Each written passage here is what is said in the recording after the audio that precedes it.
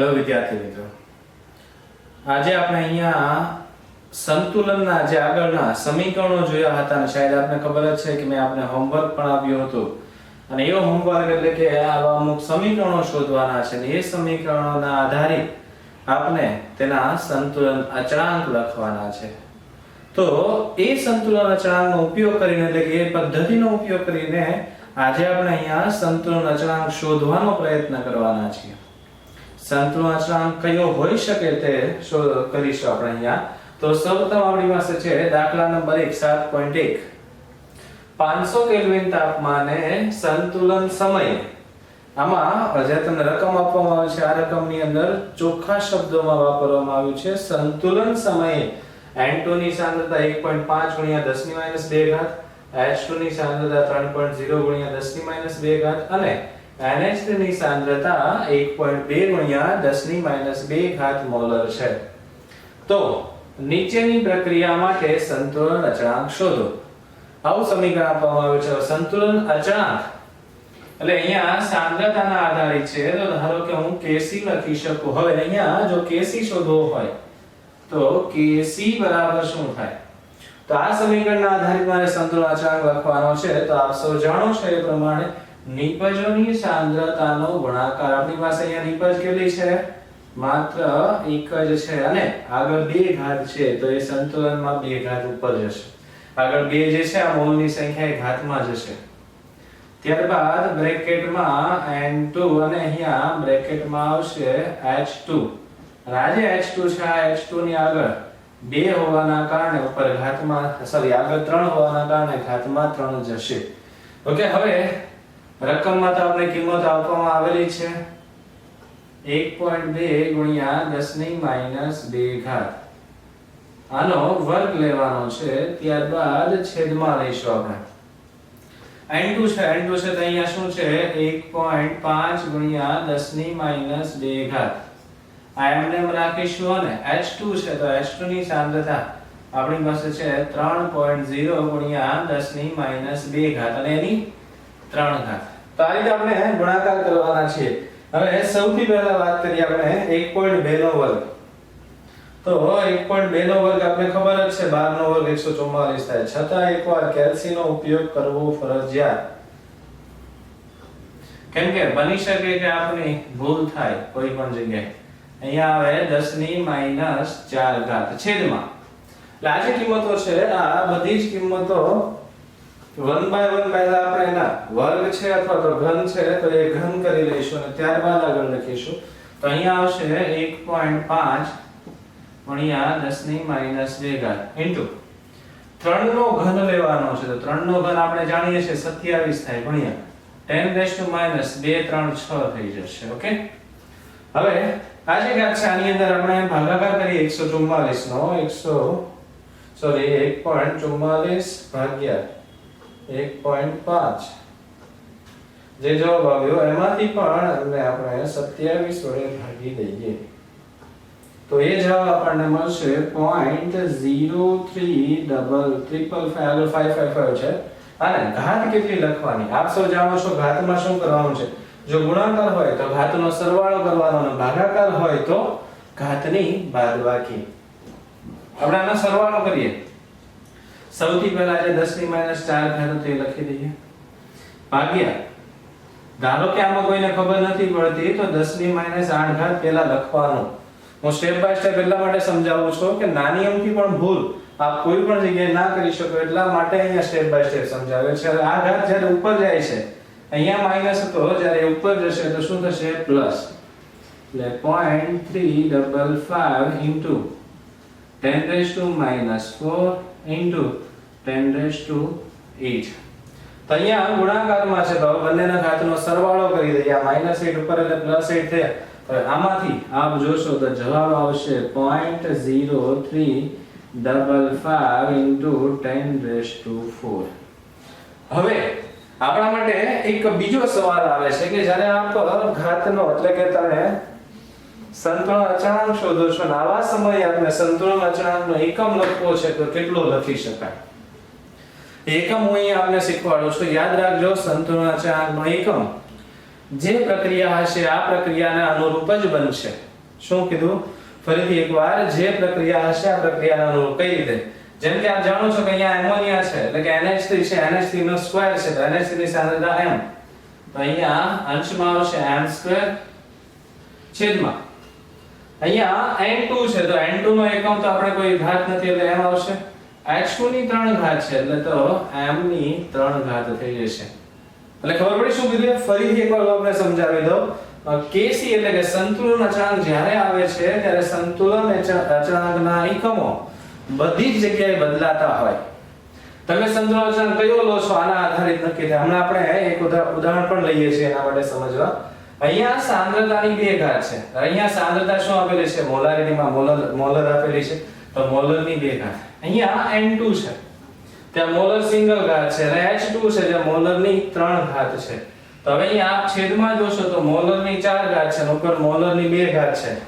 તો શું થશે આનો એકમ મોલર -2 ખબર પડી આપણે શું કીધું એ આનો એકમ કેટલો આવશે મોલર -2 એટલે આ સમયે Kc નો એકમ આવશે મોલર -2 એટલે કહેવાનો મતલબ એ છે કે પ્રક્રિયા જેમ જેમ બદલતી જાય છે આમ પ્રક્રિયાના બદલાવ સાથે એટલે કે પ્રક્રિયા જે બદલે છે તો પ્રક્રિયા જેવી લખીએ છીએ આના આધારિત આપણે સંતુલન અચળાંકનો એકમ પણ બદલવાના છીએ શું બદલવાના છીએ સંતુલન અચળાંકનો એકમ આમાં જોઈએ એટલે વધારે આઈડિયા આવશે અહીંયા ધારો કે આપણને કીધું છે કે 800 કેલ્વિન તાપમાને N2 O2 it gives 2NO મળે છે જ્યાં સંતુલન સમયે N2 ની સાંદ્રતા આટલી છે O2 ની સાંદ્રતા આટલી છે અને NO ની સાંદ્રતા આટલી છે તો પ્રક્રિયાના અંતે એટલે કે સંતુલન સમયે સંતુલન અચળાંક કેટલો આવા પ્રકારનો આપણે સવાલ પૂછવામાં આવ્યો છે અને આ સવાલમાં જો મારે Kc શોધવો છે શું શોધવો છે Kc તો Kc બરાબર શું થાય NO અહીંયા એટલે કે નિપજ છે આપણી પાસે નિપજની સાંદ્રતાની 2 ઘાત છેદમાં આપણી પાસે N2 અને O2 છે તો N2 અને અહીંયા આવશે O2 ઓકે NO ની 2 ઘાત છે હવે આપણે અહીંયા જ્યારે લઈએ છીએ તો Na ની 2 ઘાતમાં આવશે 2.8 × 10⁻³ સ્ક્વેર છેદમાં N2 જે છે N2 આપણી પાસે છે 3.0 × 10⁻³ ઇન્ટુ O2 છે આપણી પાસે 4.2 × 10⁻³ ઓકે હવે આપણે અહીંયા 2.8 નો સ્ક્વેર કરવાના છે શું કરવાના છે 2.8 × 2.8 તો એ આપણા માટે થશે 7.84 into 10⁻⁶ છેદમાં 3 into 4.2 તો એ થશે આપણા માટે 12.6 into 10⁻⁶ ઓકે 10⁻⁻ કેટલા થઈ જશે 6 યાદ રાખજો અહીંયા શું થયું છે આમાંથી ઘણા બધાના કન્ફ્યુઝન બની શકે કે હોય જેમ કે તમે ઉપર જોવો છો તો આનો જે છે આનો ની અંદર તમારે ઘાતની અંદર જોવો છો તો સ્ક્વેર લખેલો છે તો અહીંયા આ બંનેનો ગુણાકાર થાય ઘાતનો શું થાય ગુણાકાર ઘાતની ઘાત જે છે આપણી પાસે એનો ગુણાકાર કર્યો છે અને અહીંયા ઘાતમાં ગુણાકારમાં છે એટલે ઉપર રહેલી ઘાતનો સરવાળો કર્યો છે હવે અહીંયા આપણી પાસે બે કિંમતો તો આપણે બંનેનો ભાગાકાર કરીએ 7.84 ભાગ્યા 12.6 બે જવાબ મળે છે આપણને 0.6332 into 10⁻⁶ 10⁻⁶ જતું રહેશે તો ત્યાં Kc આ રીતે આવશે હવે આપણી પાસે બીજો એક સવાલ આવે અહીંયા કે આ દાખલા માટે એકમ શું હશે યાદ રાખજો ફરીથી એકવાર કહી દો જેવું સમીકરણના આધારિત સંતુલન અચળાંકનો એકમ હંમેશા માટે બદલતો જ રહેશે હવે ધારો કે અહીંયા NO લો છો NO આપણી પાસે આ છે તો NO ની સ્ક્વેર છે એટલે કે સાંદ્રતાનો વર્ગ થાય અહીંયા સાંદ્રતા મોલરમાં છે તો મોલરનો વર્ગ થાય ત્યારબાદ N2 અને O2 આ બંને સાંદ્રતા છે તો આની સાંદ્રતા m into m છે તો આ બંને જતું રહ્યું તો અહીંયા આ જે Kc છે આ Kc સાંદ્રતાનો એક Kc નો એકમ જે એકમ રહિત હશે અહીંયા મતલબ કે આ દાખલામાં Kc નો કોઈ પણ એકમ આવશે નહીં તો આ રીતે આપણે અહીંયા Kc ના દાખલાઓ ગણી શકીએ છીએ અને હજી આપણે થોડું ઘણું હું વર્ક આપી દઉં છું જેમ કે હું એક સમીકરણ લખું છું આપણી પાસે છે ધારો કે H2 plus I2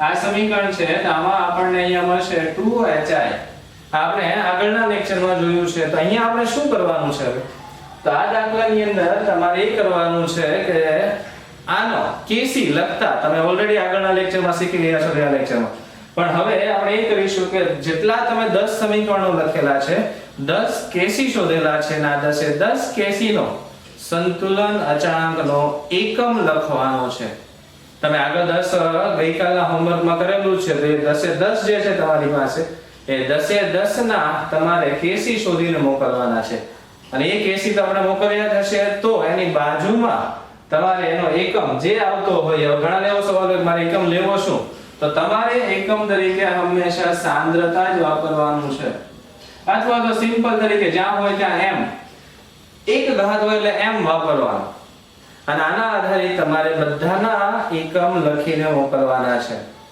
ઓકે એટલે આ રીતે આપણે આનો અભ્યાસ કર્યો દાખલા જોયા અને ત્યારબાદ હવે આપણે સંતુલન અચળાંકમાં અલગ એક ભાગ તરફ જઈએ છીએ જે છે KC KP અને KX આ શું છે તો તેના વિશેનો અભ્યાસ આપણે કરીએ આ સાફ કરીને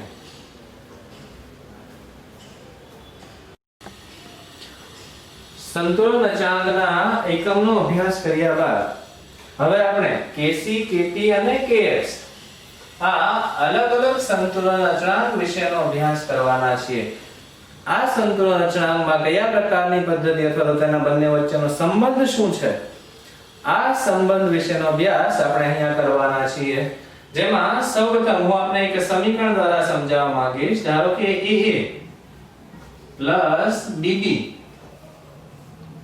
it gives AA plus BB it gives CC plus DD આવા પ્રકારનું એક સમીકરણ છે આ સમીકરણ માટે ધારો કે હું દરેકના સંતુલન અચળાંક લખવાનો પ્રયત્ન કરું છું જેમ કે આપ સૌને જાણો છો કે KC લખવો હોય તો મારે શું લખી શકાય જેમ કે જો હું KC લખવા માંગુ છું તો KC બરાબર શું થાય આપ સૌ જાણો છો તો KC બરાબર થાય C⁻C * D⁻D આ જે ઉપર ઘાતમાં લખવામાં આવે છે એ મોલની સંખ્યા છે ત્યારબાદ A⁻A * B⁻B આ રીતનું સમીકરણ છે હવે આ જે સમીકરણ છે આવું જ કઈ સમીકરણ KP માટે છે તો KP એટલે શું થાય તો એ પહેલા હું આપને જણાવી દઉં KP નો મતલબ થાય સંતુલન અચળાંક પણ દબાણના આધારિત શેના આધારિત દબાણના આધારિત અહીંયા આપણે સંતુલન અચળાંક લખવામાં શું કરીએ છીએ નિપજોની સાંદ્રતા છેદમાં પ્રક્રિયકોની સાંદ્રતા તો અહીંયા દબાણના આધારિત જ્યારે આપણે સંતુલન અચળાંક લખવાનો છે આવા સમયે લખવામાં આવશે નિપજોના દબાણનો ગુણાકાર છેદમાં પ્રક્રિયકોના દબાણનો ગુણાકાર શું આવશે KP બરાબર નિપજોના દબાણનો ગુણાકાર છેદમાં પ્રક્રિયકોના દબાણનો ગુણાકાર કઈ રીતે લખીશું આપણે તો નિપજ આપણી પાસે છે PC એની C ઘાત જે આમાં આપણે ઘાત મૂકતા હતા એ લખવાની છે ઇન્ટુ PD⁻D ઘાત છેદમાં PA⁻A ઘાત ઇન્ટુ PB⁻B ઘાત તો આ રીતે આપણે અહીંયા જે પ્રમાણે સંતુલન અચળાંક લખીએ છીએ આ જ રીતે આપણે KP નો પણ સંતુલન અચળાંક એટલે કે દબાણના આધારિત સંતુલન અચળાંક જે આ રીતે લખી શકાય અને ત્યારબાદ KX છે તો KX નો મતલબ શું થાય એ હું આપને જણાવી દઉં તો ત્યાં એનો મતલબ એવો થશે કે મોલ અંશના આધારિત શેના આધારિત મોલ અંશના આધારિત તો મોલ અંશના આધારિત જ્યારે આપણે સંતુલન અચળાંક લખવો હોય તો નિપજોના મોલ અંશ છેદમાં પ્રક્રિયકોના મોલ અંશ એટલે કે નિપજોના મોલ અંશનો ગુણાકાર છેદમાં પ્રક્રિયકોના મોલ અંશનો ગુણાકાર તો નિપજોના મોલ અંશ આપણે લઈએ છીએ ધારો કે અહીંયા આવશે XC⁻C XD⁻D છેદમાં XA⁻A XB⁻B આ રીતે આપણે અહીંયા ત્રણ સમીકરણો લખ્યા છે હવે આ સમીકરણ જે છે આ સમીકરણને હું એક બીજા સિમ્બોલિક ભાષામાં પણ દર્શાવી શકું જેમ ચોરસ કાઉન્ટ છે સાંદ્રતાનો સિમ્બોલ છે આ જ રીતે બીજો એક સિમ્બોલ પણ છે કે જે સાંદ્રતા આધારિત છે જેમ કે અહીંયા લખી શકું C એટલે કે કોન્સન્ટ્રેશન CC C ની સાંદ્રતા ની C ઘાત into CD raised to D, એટલે કે અહીંયા જે ચોરસ કૌંસ દર્શાવ્યો છે એની જગ્યાએ હું સાંદ્રતા માટે કેપિટલ C નો ઉપયોગ પણ કરી શકું છું. ખબર પડી શું કીધું? એ ચોરસ કૌંસ એ જેમ સાંદ્રતાનો સિમ્બોલ છે એ જ રીતે આપણી પાસે અહીંયા જે આ C છે આ પણ સાંદ્રતાનો સિમ્બોલ છે. તો અહીંયા આવશે CA raised to A into CD raised to B. તો ધારો કે આપણી પાસે આ છે સમીકરણ નંબર 1, સમીકરણ નંબર 2 અને સમીકરણ નંબર 3. એટલે આ ત્રણે સમીકરણો જે છે આ ત્રણે સમીકરણો આ રીતે લખી શકાય. હવે આપણે અલગ અલગ નિયમો વાપરવાના છે. હવે શું કરવાના છે? આપણે અલગ અલગ નિયમો વાપરવાના છીએ. જેમ કે હું અહીંયા લઈશ આદર્શ વાયુ સમીકરણ. કયું લઈશ? આદર્શ વાયુ સમીકરણ. જો આદર્શ વાયુ સમીકરણની વાત કરીએ તો આપ સૌ જાણો છો એ પ્રમાણે આદર્શ વાયુ સમીકરણ એટલે શું થાય? તો આદર્શ વાયુ સમીકરણ બરાબર થાય PV બરાબર nRT. હવે અહીંયા P ને સૂત્રનો કરતા બનાવીએ છીએ તો P બરાબર શું થાય? nRT/V. એટલે કે મોલ છેદમાં લીટર, અને મોલ છેદમાં લીટર એ મોલારિટીનો એકમ એટલે કે સાંદ્રતાનો એકમ છે. તો અહીંયા થઈ જાય CRT. P બરાબર શું થઈ જાય? CRT. કેમ? જો ખબર નથી તો યાદ રાખવાનું છે n/V બરાબર C. એટલે કે મોલ પ્રતિ લીટર બરાબર સાંદ્રતા થાય. શું થાય? મોલ પ્રતિ લીટર બરાબર સાંદ્રતા. તો આપણે અહીંયા લખ્યું n/V બરાબર C. હવે આ જે સમીકરણ છે આ સમીકરણને ધારો કે હું x નંબર આપું છું અને આના આધારિત હવે હું આ ચાર અલગ અલગ જે પ્રક્રિયકોની નિપજો છે એના માટે જો દબાણના આધારે લખવા માંગીશ એટલે કે A માટે શેના માટે? A માટે જો મારે આ દબાણને લખવું છે તો શું થઈ જશે? PA બરાબર CA/RT. અને પછી ત્યારબાદ B માટે ધારો કે લખીએ છીએ તો PB બરાબર આવશે CB/RT. C માટે જો આપણે લખવાની વાત કરીએ તો આવશે PC બરાબર CC/RT. અને D માટેની જો વાત કરીએ તો અહીંયા આવશે PD તો CD/RT. શું આવશે? CD/RT. એટલે આ રીતે આપણે અહીંયા અલગ અલગ ભાષામાં અલગ અલગ શબ્દોમાં લખી શકતા હોઈએ છીએ. ફરીથી એકવાર આપણે સમજાવી દો. PV બરાબર nRT લઈએ છીએ. આ PV બરાબર nRT માં આપ જે લખો છો એની અંદર PV બરાબર જે nRT છે જ્યાં P ને સૂત્રનો કરતા બનાવીએ છીએ તો n/V/RT થશે. n/V એટલે કે સાંદ્રતા. એ સાંદ્રતા માટે આપણે અલગ અલગ સમીકરણો લખ્યા. આ જ રીતે હું અહીંયા બીજું એક લખીશ ડાલ્ટનનો આંશિક દબાણનો નિયમ. શું આવશે? ડાલ્ટનનો આંશિક દબાણનો નિયમ. એટલે કે ડાલ્ટનના આંશિક દબાણના નિયમની વાત કરીએ તો આંશિક દબાણનો નિયમ શું હતો? આપ સૌ જાણો છો એ પ્રમાણે આગળના લેક્ચરમાં ઓલરેડી શીખી ગયા છો. P બરાબર XA into P total. આવું કંઈક લીધું હતું. તો આપણે અહીંયા અલગ અલગ આંશિક દબાણના નિયમો એટલે કે ચારે ચાર તત્વોના ચારે ચાર બે પ્રક્રિયકો અને બે નિપજો ચારે ચારના આંશિક દબાણ દર્શાવીએ તો અહીંયા PB બરાબર શું થાય? XB into P total. PC બરાબર શું થાય? XC into P total. અને PD બરાબર શું થાય? XD into P total. એટલે કે દરેક માટે અલગ અલગ આપણે PB દર્શાવીએ. હવે આપણે અલગ અલગ સંબંધ તારવવાના છે. શું કરવાના છે? અલગ અલગ સંબંધ તારવવાના છે. જેમાં પહેલું લઈશું KC અને KP વચ્ચેનો સંબંધ. KC અને KP વચ્ચેનો સંબંધ. હવે KC અને KP વચ્ચેનો સંબંધ લેવાનો છે તો એના માટે આપણે શું કરીએ છીએ? સૌથી પહેલા તો હું KP નું સમીકરણ લખું છું. સોરી અહીંયા KP આવશે. KP નું સમીકરણ લખું છું. આપ સૌને KP નું સમીકરણ યાદ જ છે. આ સમીકરણ માટે KP નું સમીકરણ શું થાય? તો અહીંયા આવશે PC raised to C into PD raised to D છેદમાં PA into PB હવે તો આ જે સમીકરણો છે, આ સમીકરણ આપણા માટે ધારો કે y છે અને આ સમીકરણ આપણા માટે z છે. હવે આમાં અહીંયા PC જે છે, આ PC માટે હું આનો ઉપયોગ કરું છું, એટલે કે આદર્શ વાયુ સમીકરણમાં લીધેલા y સમીકરણો જે છે આ, તો તેનો ઉપયોગ કરું છું. તો PC બરાબર શું છે? CCRT raised to C into CDRT raised to D. ખબર પડી શું કીધું છે? અહીંયા માત્ર હું આ જે કિંમતો છે, આ કિંમતો હું અહીંયા મૂકું છું. ત્યારબાદ આવશે આપણા માટે CART raised to A into CDRT raised to B. તો આ ચાર કિંમતો આપણે મૂકી છે માત્ર. જો ખબર ના હોય તો અહીંયા લખી દેવાનું છે સમીકરણ y પરથી. કયા પરથી? સમીકરણ y પરથી. તો આ સમીકરણ y પરથી મૂકવામાં આવે છે. અહીંયા હું RT ને અલગ કરું છું અને બાકીના ભાગને અલગ કરું છું. તો અહીંયા આવશે CC. ધારો કે આમાંથી CC લઉં છું તો CC raised to C. અહીંયાથી આવશે CB raised to D છેદમાં CA raised to A into CB raised to B. ખબર પડી આમાં શું કીધું છે?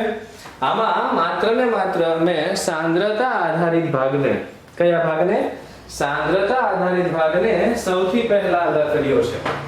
CC raised to C into CB raised to D CA raised to. હવે બાકીનો જે વધ્યો અહીંયા વધ્યું RT raised to A into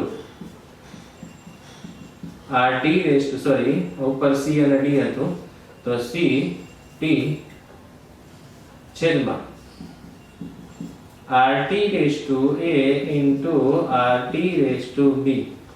હવે આ જે સમીકરણ છે, આ સમીકરણની અંદર ધારો કે તમને આપવામાં આવે છે CC raised to C, CD raised to D, CA raised to A અને CB raised to B. તો આના બરાબર શું લખી શકાય? KC લખી શકું. તો અહીંયા આવશે KC into RT raised to C. તો આ બધામાં તમે જોઈ શકો છો કે આધાર સરખો છે. આ બંનેમાં ઘાતનો સરવાળો થાય તો ઉપરની બાજુ પર હું બે અલગ અલગ સ્ટેપમાં દર્શાવીશ. C + D છેદમાં A + B. તો આ જે છે આમાં હવે આ બંનેનો આધાર સરખો છે તો ઘાતની બાદબાકી થાય, બાદબાકી થાય. અહીંયા આવશે KP. તો કેસે ઓલરેડી છે ને અહીંયા KC. RT raised to CD, RT raised to AB. તો અહીંયા આવશે RT raised to C + D minus A + B. તો અહીંયા શું થયું? નિપજોના મોલ માઈનસ પ્રક્રિયકોના મોલ. શું થયું? નિપજોના મોલ માઈનસ પ્રક્રિયકોના મોલ. તો RT raised to delta N અને G એટલા માટે કે આ વાયુ માટે આદર્શ વાયુ સમીકરણનો ઉપયોગ કરીને બનાવાયેલું છે.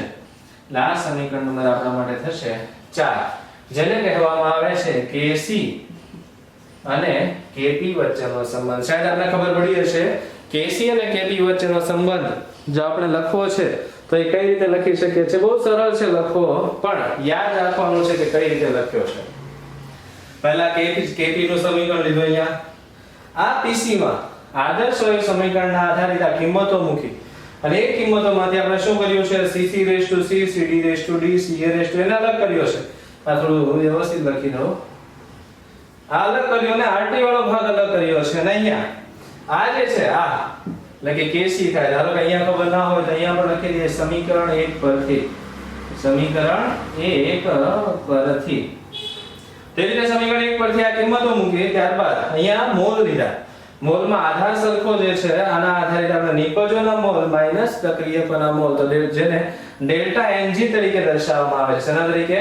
Delta Ng. તો આપણે એ લઈ લીધું, પણ અહીંયા G શા માટે દર્શાવવું છે હજી એકવાર કહી દઉં.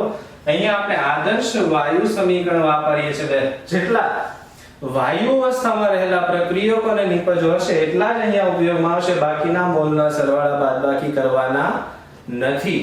ફરીથી એકવાર કોના? માત્ર ને માત્ર વાયુ અવસ્થામાં રહેલા પ્રક્રિયકો અથવા તો નિપજોના મોલના જ સરવાળા બાદબાકી કરવાના રહેશે. હવે આપણે બીજો એક સંબંધ જોવાના છે. એ બીજો સંબંધ એટલે શું થાય? kp અને kx વચ્ચેનો સંબંધ શું આવે kp અને kx વચ્ચેનો સંબંધ હવે kp અને kx વચ્ચેનો સંબંધ લેવો છે એના માટે પણ સૌથી પહેલા આપણે kp લઈએ શું લઈએ kp એટલે કે સમીકરણ નંબર 2 આ સમીકરણ નંબર 2 શું છે આપણી પાસે તો એ આપણી પાસે છે pc raised to c into pd raised to d છેદમાં pa raised to a into pb raised to b તો આ જે સમીકરણ છે આ સમીકરણમાં pc હવે આપણે અત્યાર સુધી શું કર્યું હતું આદર્શ વાયુ સમીકરણનો ઉપયોગ કરતા હતા હવે ડાલ્ટનના આંશિક દબાણના નિયમનો ઉપયોગ કરવાના છે શેનો ઉપયોગ કરવાના છે ડાલ્ટનના આંશિક દબાણના નિયમનો તો અહીંયા આવશે pc તો xc into p raised to c into xd into p raised to d છેદમાં xa into p raised to a into xb into p raised to b તો આ જે છે આની અંદર પણ સેમ વસ્તુ જે પ્રમાણે આપણે આમાં કર્યું હતું એ જ કામ આમાં કરવાના છે એટલે કે અહીંયા જે હતું એવું જ કંઈક કામ આમાં કરીશું xc ને આપણે સામાન્ય લઈ લઈએ ધારો કે તો એ શું થશે xc into c into xd into raised to d xa into a into ખબર પડી આમાંથી આ x છે a ઘાત xa ની c ઘાત xa ની d ઘાત xa ની b ઘાત આ બધી ઘાતો સામાન્ય લઈએ બાકી વધે છે b તો p raised to અહીંયા c d છેદમાં p raised to a b હવે આપ જોઈ શકો છો એ પ્રમાણે અહીંયા આ સમીકરણ ત્યાં છે એટલે કે kx ની કિંમત અહીંયા મૂકી શકાય તેથી અહીંયા હું શું કરી શકું kp બરાબર kx into અહીંયા બાકીનો જે ભાગ છે ત્યાં આપણી પાસે છે p raised to delta ng લખી શકાય p raised to શું લખી શકાય delta ng આ શા માટે થયું તો સમીકરણ 3 પરથી કયા પરથી સમીકરણ 3 અહીંયા સમીકરણ 1 પરથી લીધું હતું જ્યારે અહીંયા શું કર્યું આપણે સમીકરણ 3 પરથી તો આ આપણા માટે એક નવું સમીકરણ થયું જે કહેવામાં આવે છે સમીકરણ નંબર 5 કે જે આપણા માટે છે kp અને kx વચ્ચેનો સંબંધ કોના વચ્ચેનો સંબંધ kp અને kx તો આ સંબંધ બંને એકદમ સરળ છે આ બંને સંબંધ કેવા છે એકદમ સરળ છે એટલે પહેલા જો આપને લખવું હોય તો એક સ્ક્રીનશોટ લઈ લો એટલે આપ સરળતાથી લખી શકો આમાં હું આપને એ પણ જણાવી દઉં પાઠ્યપુસ્તકમાં માત્ર આ સંબંધ આપેલો છે આ સંબંધ નથી અને હજી એક સંબંધ આપણે ભણવાના છીએ kc અને kx વચ્ચેનો સંબંધ જે આપણા પાઠ્યપુસ્તકમાં પણ આપવામાં આવ્યો નથી અને જૂના પાઠ્યપુસ્તકોમાં પણ આપવામાં આવતો હતો નહીં તો એવા સમયે પર અહીંયા એ સંબંધ આપણે ભણવાના છીએ તો એ આને લખી લો ત્યારબાદ આપણે લઈએ ધારો કે હું અહીંયા આટલો ભાગ હવે સાફ કરી દઉં છું અને ત્યાં આપણે અલગ સંબંધ તારવવાનો પ્રયત્ન કરીએ છીએ અને એ સંબંધ એટલે આવશે kc અને kx વચ્ચેનો સંબંધ કોનો સંબંધ kc અને kx વચ્ચેનો સંબંધ હવે kc અને kx વચ્ચેના સંબંધની વાત કરીએ તો આપણે શું કરીએ હવે આ સમીકરણ નંબર 5 અને સમીકરણ નંબર 4 જેમાં બંને બાજુ એક કોમન છે એટલે kp કોમન છે તો બાકીની બંને બાજુ સરખાવી શકાય તો સમીકરણ 5 અને 6 પરથી કયા સમીકરણો પરથી સમીકરણ 5 અને 4 અને 5 છે તો સમીકરણ નંબર 4 અને 5 પરથી તો અહીંયા આપણા પાસે આવશે kc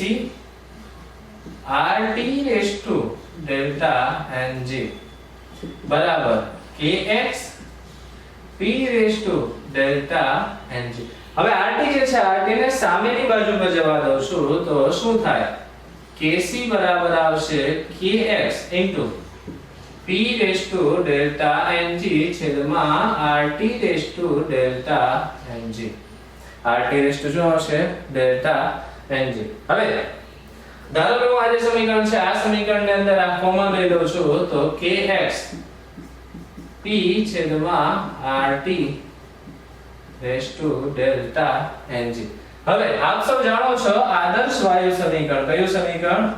આવા સમીકરણ. કયું સમીકરણ? આવા સમીકરણ. જે આપણી બાજુમાં લખેલું છે તો એ સમીકરણ શું છે? P બરાબર nRT. જ્યાં n બરાબર જો 1 મોલ લેવામાં આવે, n બરાબર શું લેવામાં આવે? 1 મોલ લેવામાં આવે. 1 મોલ લીધા બાદ હવે આપણે અહીંયા P છેદમાં RT ને સૂત્રનો કરતા બનાવીએ. P છેદમાં RT તો બરાબર શું થાય? તો અહીંયા આવે 1 ના છેદમાં v. ખબર પડી આ શું કર્યું? n ની જગ્યાએ 1 મૂક્યો, આ v ને આ બાજુ લેવાના, RT ને આ બાજુ લેવાના. તો 1 ના છેદમાં v હું અહીંયા લખી શકું. 1 ના છેદમાં શું લખી શકું? v. તો 1 ના છેદમાં v ડેલ્ટા ng. પુનઃ રીતે પણ દાખલો લખી શકાય. રકમમાં કઈ કિંમત આપવામાં આવી છે એના આધારે હું દાખલો ગણી શકતો હોઉં છું. તો આ રીતે આપણે અહીંયા એવા પ્રકારની થિયરીનો અભ્યાસ કર્યો છે કે જે થિયરી આપના અભ્યાસક્રમમાં પણ અહીંયા બે નથી. તે બંને થિયરીને આપણે વ્યવસ્થિત લખવાની છે અને ફરજિયાત તૈયાર કરવાની છે. તો આ રીતે આપણે અહીંયા બંને થિયરીઓ ફરીથી એકવાર કહી દઉં. ફરજિયાત આ 1, 2 અને 3 સંબંધ લખવાના છે, તૈયાર કરવાના છે. અને આ બંને પાઠ્યપુસ્તકમાં પણ નથી તો એ પણ ખાસ તૈયાર કરવાના છે. તો આ રીતે આપણે અહીંયા આ સંબંધ જોયો અને હવે આપણે સંતુલન અચળાંકના અલગ અલગ ભાગો વિશેનો અભ્યાસ કરીશું જે આવતા લેક્ચરમાં જોઈએ.